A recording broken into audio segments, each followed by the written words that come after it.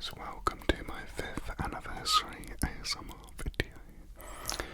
So I put out 5 years. I put out my first video on the 31st of August 2017. And I had actually made my first video in 2016, but I kind of just decided not to make ASMR. I thought, I don't know, this is for me, and so I didn't put it up, and I was like, I'm not gonna do it. And then like a year later, I decided, I was like, no, I'm gonna do it. And so I made my first one that is still there. And I made it on an old phone, with me doing a hairdresser roleplay. I had no idea what I was doing. There were loud traffic noises going past. It was a very basic thing, but listen, some of the best ASMR videos are made like that, so that's not a problem, but that was me getting into it, and I think it's still up there if you want to watch it. It's me cutting your hair whilst telling you about a trip when I went to New York when I was like 14, I think. That's what I do in that video. But so that was my first one, and I think the next day I woke up to like 3 subscribers, and I was so pleased. I was like, wow, this is awesome. Sorry about the plane sound. We get people flying planes around here. I don't know, this must be for the views or something. Anyway, so I continued making videos with this phone, and I didn't have like a green screen, or I didn't know how to do the green screen stuff, and so I was like just working with what I got. So I would put like different stuff behind me and like try and make different backgrounds and do it against different walls in order to give some kind of variation. And I ended up helping a friend out with doing the house up, and I was able to save up some extra money to buy a proper camera, which is still the one I'm using now, which is called the Canon 80D, which is a really good camera, and that cost me about £1,200. This was like 5 years ago, so it'd be a little bit more now. And I remember going to the shop to get it, and I was literally like cradling it. Like I was so paranoid about dropping it or something. It was like, and I would put it in the box and put like the bubble wrap over it and seal it all up every time, and just properly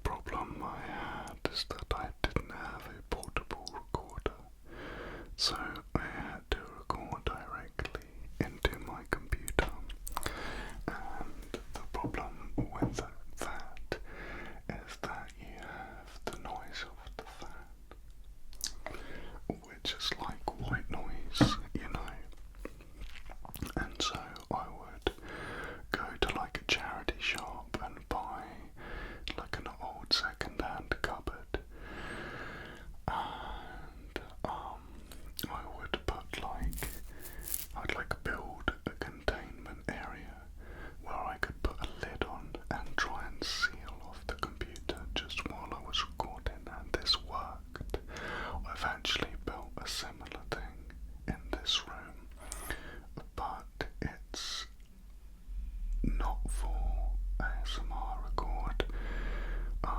It's for when I'm recording music, when I'm recording the vocals directly into the music production software, also known as ADAW.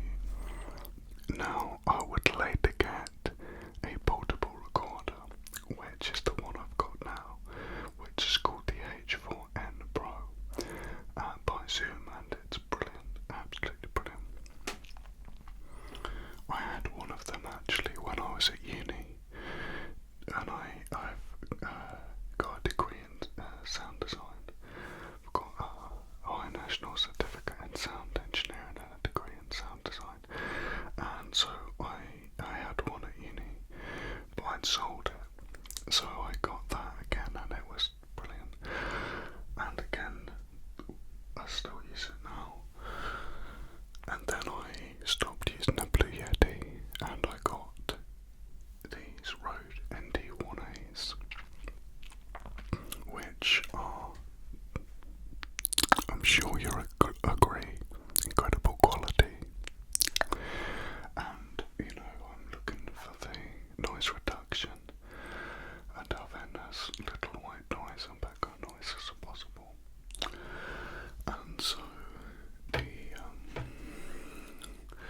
the closer you get, the less you have to boost the signal.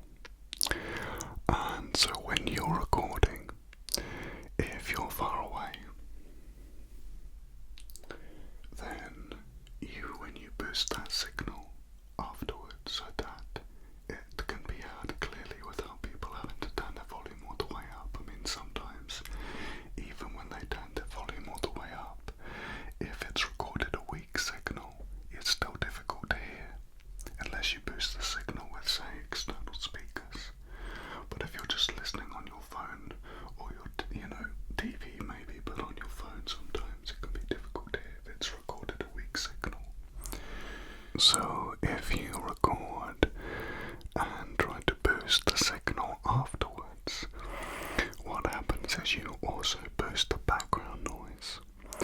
And so that's how you can have much more background noise than necessary. Whereas if you're close to the microphone, then that means you've got a really strong signal. And so when you boost it slightly, you're going to get minimal background noise. Now, of course, this issue is not as problematic with normal dialogue, and that's because the normal dialogue is much louder. But when we're doing soft whispering, so we're quickly talking at the back of the throat, soft whispering, there's very low levels of decibels coming out, and so therefore being closer to the microphone is always going to be more helpful for us. I then wanted to improve things visually as well, so I learned about color grading, and for that I used Premiere Pro, and I learned about the ways that people color grade, and obviously I'm not a professional, but as an amateur I was able to get pretty decent results, and it's an ongoing learning process. It also, the other thing I learned about was chroma key and taking out the green screen, and so then it was a case of being able to put in background images to make it appear that you're in a different location. One of the things I realized was when you color grade, you can actually make that look more realistic, because it ties the background in with you, and thus gives, it makes it look, if you see before and afters, you can see the difference and how much it helps. When I first started, I was very nervous, because it's common to be nervous when you're filming yourself for the first time and you're going to put it up on the internet.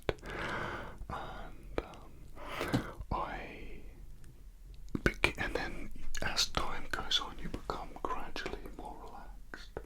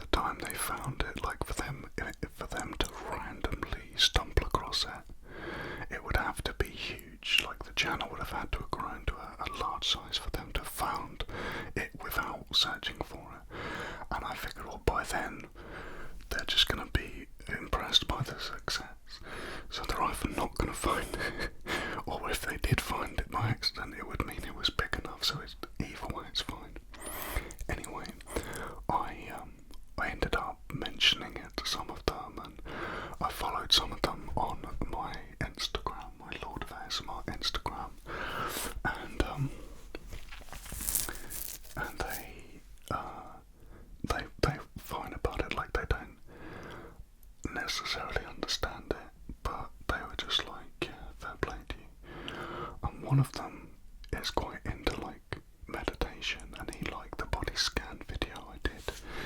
So I thought that was interesting how like there are elements of it that people can relate to even if they don't necessarily understand ASMR. I think a lot of people appreciate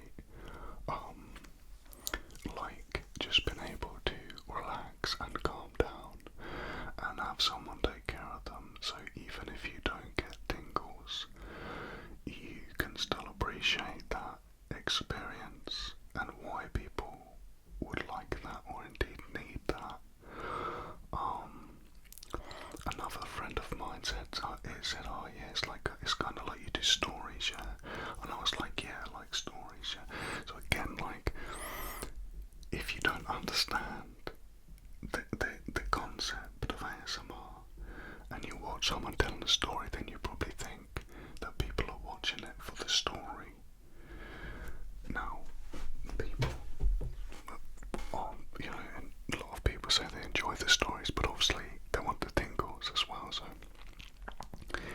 it's interesting when ASMR, for some people, is like a hidden world, and you can see them trying to understand it, but they can't quite understand it, because without the tingles, what are you dealing with? So I'm not concerned about it anymore, and I don't mind. I think as well, I got to a point where I'm 36 now, and I realised, like, you know, if your friends are truly your friends, then they're going to support you. Like, obviously I don't mind someone teasing me. I would expect that.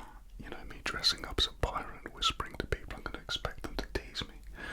But I think if someone was ever malicious to you and was really trying to hurt you or to make you feel bad, then actually you'd know that that person isn't really a friend, and so you're better off without that friendship. So in a way it's a win-win, because they're either going to be, you know, maybe tease you a bit, but fundamentally be supportive, or if they are really trying to upset you, then you're better off without that friendship anyway.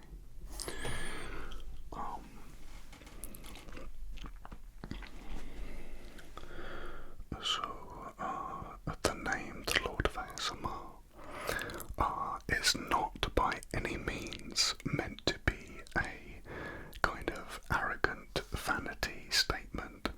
I am not suggesting that I am the best at ASMR, not at all. That would be an absurd statement, and of course ASMR is subjective, so it is down to the listener.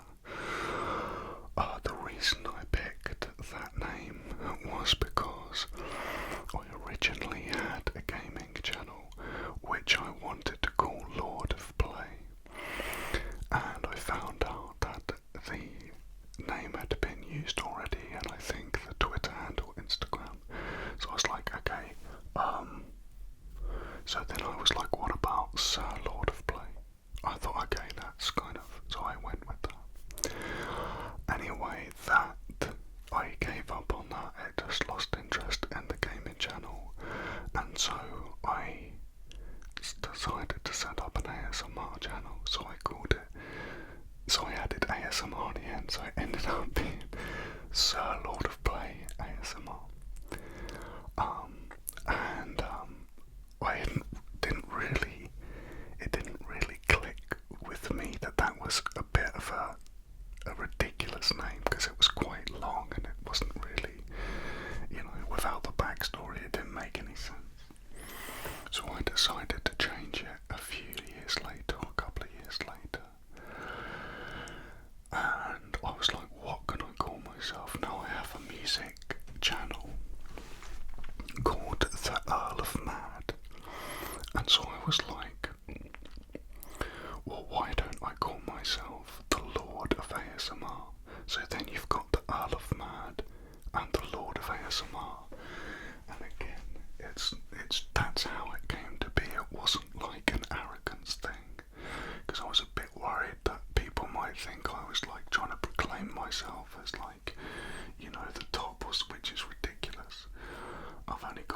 4,000 subscribers.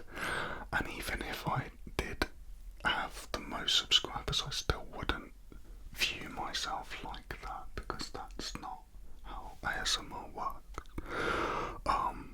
But I like the name and I decided to stay with it, and I hope that most people don't think that that's what I am suggesting.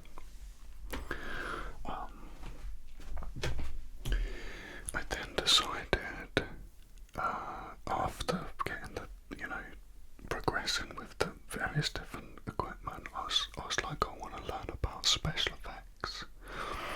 And so I started learning about After Effects, and I was editing the videos in Premiere Pro, which is another Adobe software. And so I learned about After Effects, which is Adobe, and you can do some extraordinary things with that software. And again, it's never, it's a continuing process of learning, and I love it. And so I've made quite a number of special effects videos. Now, I haven't been doing those recently. I've switched to this format with a kind of darkened background. I'm going to have an image. I did a few that were just black, but now I'm going to have an image that's dark, just to give a bit of variety. I will be going forward with more special effects roleplays, but I'm liking this setup because it has that ability to go close and really get those soft whispers into the mic, as I said before. And also it allows people to see the costumes like more upper body, so that you can see the costumes more. Sometimes if you're very close to the camera, you can only kind of see that. So if you have got a costume on, then you can't really see it all. So I'm liking this. What I'm probably going to do is I'm going to do like oh, sorry about the floorboards, by the way. The floorboards creak. There's nothing I can do about it. I tried nailing them down, but it's just old. So I'm saving up for a computer that's going to cost me probably about £6,000. And people probably think, why the hell would you spend that on a computer? Well, because I love it, and also I can use it to make music videos. So I love creative digital media, and I want it to be a business that can grow and work and be something I do full time. And you just got to keep going. Now, the computer's about £6,000. The software that I'll need is probably going to be another £4,000. But I love it. I love it. I'd rather that and not go to the pub for a few years. You know what I mean? That's just me. I do want to go back out and socialise, but this means so much to me, and I love it, how it all works.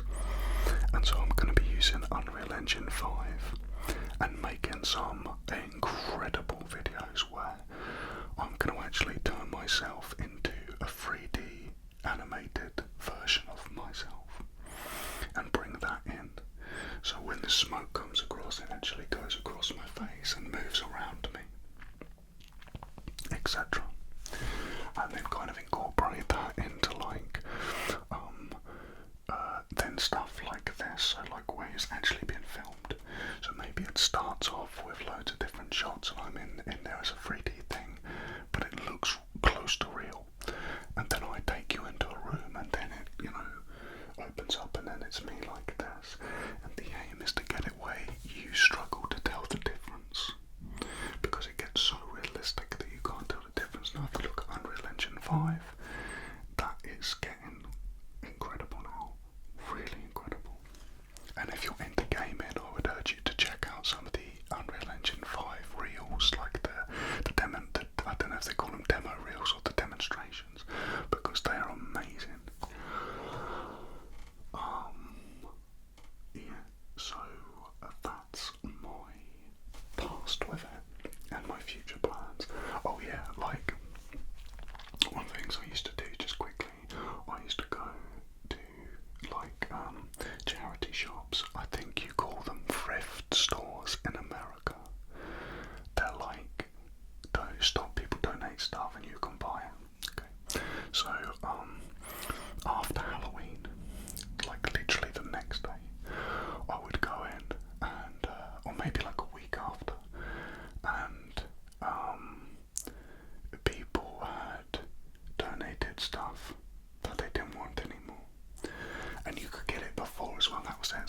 if you went, that's it, if you went before Halloween, like 2 weeks leading up, they'd put all the stuff people had donated the year before out. They put it all out, so you could buy like loads of fancy dress stuff cheap that would ordinarily cost quite a lot. So I used to do the tour of the whole city, stopping off at like 20 different shops to buy all this random stuff.